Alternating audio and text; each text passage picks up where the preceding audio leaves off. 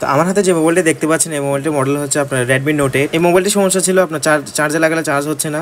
এই সমস্যাটা সাধারণত আপনার চার্জার পিন থেকে হয়ে থাকে। তো আমি চার্জার পিন চেঞ্জ করার ক্ষেত্রে টাইপ সি পিন চেঞ্জ করার ক্ষেত্রে যে মেথডটা ইউজ করি ওইটা আপনার সাথে একটু শেয়ার করব। টাইপ সি পিন চেঞ্জ করার ক্ষেত্রে আমি সবসময় আপনার আগে যে সার্কিটটা আছে ওইটার যে আগের লিড থাকে ওইটা আমি আগে ক্লিন করে নিই, জায়গাটা পুরোপুরি পরিষ্কার করি। এরপর যে নতুন চার্জার পিনটা থাকে বা টাইপ সি পিন ওইটা আমি ওখানে বসিয়ে দিলাম। এছাড়াও আপনার হট গান দিয়েও আপনার এই টাইপ সি পিনটা লাগানো যায়, কিন্তু হট গান দিয়ে যখন আপনি টাইপ সি পিনটা লাগাবেন অনেক সময় দেখা যায় কি আপনার হিটের কারণে এই টাইপ সি পিনটা 50% ড্যামেজ হয়ে যায়। তো আমি যে পদ্ধতিটা ইউজ করি ওইটার ক্ষেত্রে চার্জার পিনে কোনো আঘাত হয় না বা হিট পড়ে না, আর চার্জার পিনটা একটু টেকসই ভালো হয়।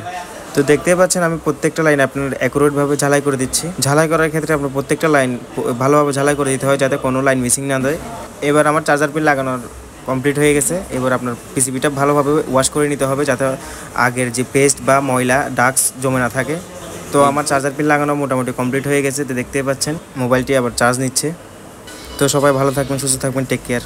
আর বেশি বেশি করে লাইক, কমেন্ট, শেয়ার করবেন।